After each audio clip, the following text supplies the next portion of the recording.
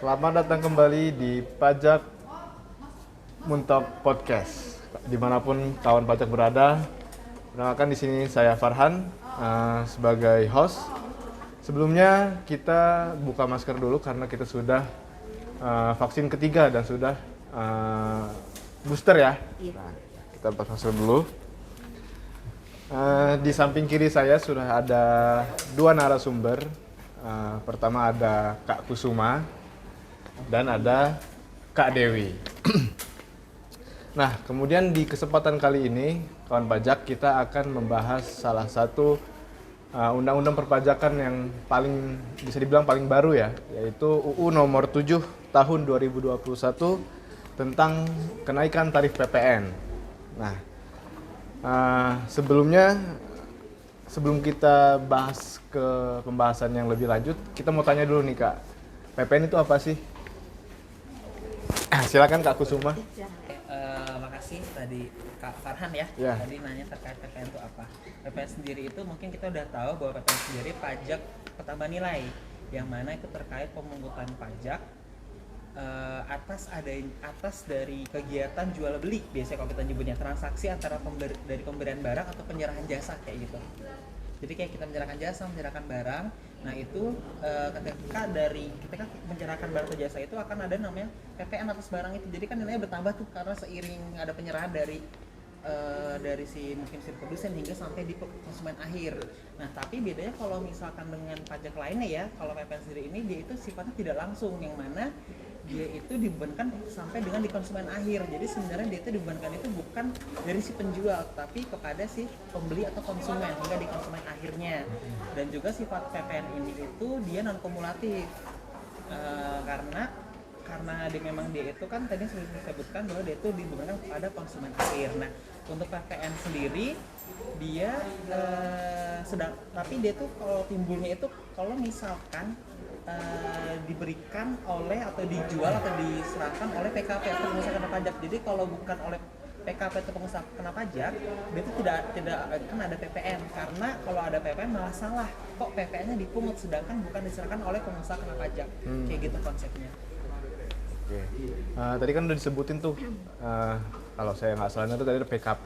Ya. Nah, kawan pajak pengen tahu nih Kak, kalau PKP itu apa sih Kak? Dan apa saja yang harus dipenuhi agar wajib pajak tersebut bisa disebut PKP? Tadi kita udah bahas pengertian PPN ya. Ya kalau sudah tahu PPN itu apa, pajak pertambahan nilai. Nah, syarat yang bisa memungut PPN tadi seperti kata Kak Kusuma adalah PKP. PKP itu kepanjangan dari pengusaha kena pajak. Jadi yang bisa menerbitkan, yang memungut seperti itu kepada konsumen akhir itu merupakan pengusaha kena pajak yang syaratnya itu kita bisa mengajukan sendiri sebagai PKP, atau dengan syarat yang sesuai dengan undang-undang itu untuk omset yang di atas 4,8 miliar itu wajib sudah PKP. Berarti dia wajib sudah memungut PPN kepada wajib pajak, kepada sebenarnya tadi konsumen akhir. Jadi mekanismenya PPN itu dipotong oleh PKP seperti itu. Jadi PKP memotong pajak dari konsumen akhir. Mekanismenya seperti itu, di mana di situ omset yang di atas 4,8 sudah wajib. Jadi siapapun pengusaha yang omsetnya di atas 4,8 wajib PKP, wajib PPN secara tidak langsung. Nah, yang di bawah jika memang dia menginginkan PPN, menurut PPN dengan PKP, dia tidak harus omset di atas 4,8. Dia tetap bisa mengajukan dengan syarat-syarat yang ada untuk menjadi seorang PKP. Oke. Tadi yang dijabarkan Kak Dewi, itu kan banyak kewajiban ya Kak ya, kewajiban seorang PKP. Kalau dari haknya nih Kak, haknya PKP ini apa sih Kak? Hak dan kewajiban, tadi kan banyak kewajibannya ya. Nah mungkin adakah hak-hak yang bisa diterima PKP gitu, kayak misalkan apa gitu yang kita belum tahu? Iya, jadi PKP selain dia juga tadi haknya itu memungut, kewajibannya memungut, dia juga punya hak. Dia bisa mengkreditkan. Jadi mekanisme PPN itu berantai. Jadi dia dari awal, dari distributor, seandainya dia membeli barang, dari pertama kali dia beli, dia sudah dipungut PPN. karena tadi dianggap dia pembeli terakhir, tapi kan dia akan menjual lagi, yang dia harus memungut. Nah, untuk mekanismenya itu dia mendapat faktur pajak. Faktur pajak itu berarti itu pajak masukan, dia bisa mengkreditkan untuk mengurangi pajak keluaran yang akan dia bayar yang dia pungut dari konsumen akhir seperti itu. Jadi dia berhak mengkreditkan pajak masukan yang didapat dari pada saat pembelian ke rekanannya yang PKP juga seperti itu. Sebagai tambahan nih Kak Farhan, kalau dari segi haknya dia bisa mengkreditkan melalui PM atau pajak masukan atau faktur masukan untuk mengurangi pajak keluaran. Nah, jangan lupa pajak keluaran sendiri itu merupakan kewajiban bagi si PKP. Jadi kalau sudah PKP memang harus ada PPN, tapi bahasanya toolsnya atau cara gimana bisa timbul PPN itu melalui faktur pajak yang diterbitkan oleh si PKP. Jadi kalau haknya adalah mengkreditkan melalui PM, kewajibannya menerbitkan faktur pajak atau faktur pajak keluarannya itu. Jadi jangan sampai telat nih nanti kalau faktur pajak keluarannya tidak diterbitkan kayak gitu. Jadi secara garis besar hak PKP itu mengkreditkan pajaknya, lalu kewajibannya menerbitkan faktur ya. Oh gitu. Nah, dari tadi kan kita sebut PKP sangat identik dengan PPN ya, Kak Dewi, Kak Kusuma. Nah, di sini kawan pajak pengen tahu apakah cuma PKP yang bisa memungut dan menyetorkan PPN? Berarti di sini siapa yang memungut gitu ya?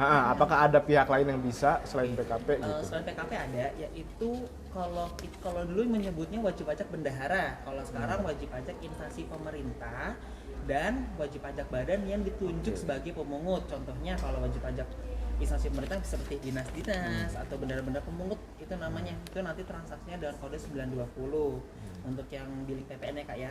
Terus kalau wajib pajak badan ditunjuk dengan pemungut, contohnya itu dia seperti BUMN. Kayak kalau misalkan di wilayah Bangka kita ini contohnya seperti PT Timah, terus mungkin dengan Pertamina juga kayak gitu. Oke. Tadi kan kita ngomongin masalah PPN ya, dan salah satu yang ada di UU nomor 7 itu di Undang-Undang Harmonisasi Peraturan Perpajakan ya, itu kan ada kenaikan di tarif PPN. Nah, berapa sih Kak kenaikan tarif PPN ini? Kenaikan tarif PPN di UU yang terbaru ya, Undang-Undang HPP terbaru itu untuk per 1 April 2022 tarif pajak itu naik menjadi 11%. Jadi ada kenaikan 1%. Nah, kenapa dikenaikkan itu di ini pemerintah dikeluarkan pemerintah, kenapa kita harus naik itu tujuannya itu katanya untuk memobilitas ekonomi seperti itu ya, meningkatkan ekonomi seperti itu, yang dimana tadi kan tujuan akhirnya itu nanti tetap tadi timbal balik antara penjual dan pembeli itu nanti kan menjadi suatu keseimbangan keseimbangan seperti itu. Jadi tarifnya itu per 1 April 2022, tapi diingat itu per 1 April itu masa April ya, bukan bulan April. Terkadang kan wajib pajak teman-teman kita ini kebalik, bingung masa itu apa, bulan itu apa gitu Kak. Jadi ingat ya untuk masa April, jadi transaksi yang di April. Jangan lupa juga untuk bisa mendapatkan tarif baru kita harus update aplikasi seperti itu Kak. Jadi ada beberapa hal yang bisa kita catat ya. Pertama, tarif PPN yang 11% itu berlaku untuk masa April atau transaksi-transaksi yang terjadi pada bulan April. Mulai bulan April ya. Lalu yang kedua tadi tarif PPN yang 11% itu tercipta untuk menciptakan keseimbangan ya tentunya. Nah, Oke, sebagai tambahan nih Kak, tadi kan barusan Kak Dewi ada ngomong terkait update aplikasi. Nah, di mana jangan lupa nih pada kawan pajak, terutama yang seluruh di Kabupaten Bangka nih, ada dari Kabupaten Bangka, Bangka Barat, Selatan dan Tengah, numpang nih Kak ya. Kita ngasih tahu bahwa untuk yang sudah ber-PKP yang mulai per masa April atau yang PKP dari Maret tapi belum aktifasi sertel atau yang sudah lama, jangan lupa untuk install dan ataupun update e-faktur terbaru, e-faktur 3.2. Nah, karena nanti kalau tidak update itu tidak bisa menyesuaikan dengan yang tarif 11%, karena memang yang nanti yang untuk yang versi 3.0 dan 3.1 itu nanti akan ditutup Kak. Jadi untuk update yang 3.2 itu wajib sifatnya, dimana tuh untuk update-nya juga tuh simple dan gampang. Kalau misalkan wajib pajak bisa update sendiri, silakan unduh di e-faktur.pajak.go.id. Atau kalau misalkan wajib pajak bingung cara update-nya kayak gimana, bisa nanti ke Helpdesk KPP ataupun ke KP2KP Muntok atau KP2KP lainnya. Iya betul. Untuk nanti bisa kami bantu update kan, kayak gitu Kak. Untuk update-nya simple, cuma nanti yang penting DB di e-faktura itu masih ada, tidak korup, tidak rusak. Catatannya itu aja. Jadi kalau bisa disimpulkan, kalau aplikasinya nggak update nggak bisa bikin Betul. faktur seperti itu Kak Farhan. Nggak bisa juga misalkan dengan 11%, kan harus 11% per masa April. Iya. Nah, mungkin pada kesempatan kali ini itu aja Kak Kusuma, Kak Dewi yang bisa kita berikan kepada kawan-kawan pajak. Semoga podcast pajak kali ini bisa bermanfaat bagi kawan pajak semua, dan mungkin jika teman-teman pajak atau kawan pajak masih ada yang bingung mengenai peraturan terbaru tentang kenaikan pajak yang 11% ini, atau tentang UU nomor 7 harmonisasi peraturan perpajakan secara keseluruhan, kawan pajak bisa datang langsung ke KP2KP yang ada di Pulau Bangka ini atau langsung ke KPP Pratama Bangka gitu ya. Ya, sekian dari kami bertiga, saya Farhan, ada Kak Kusuma, ada Kak Dewi. Kita pamit. Wassalamualaikum warahmatullahi wabarakatuh. Waalaikumsalam warahmatullahi wabarakatuh.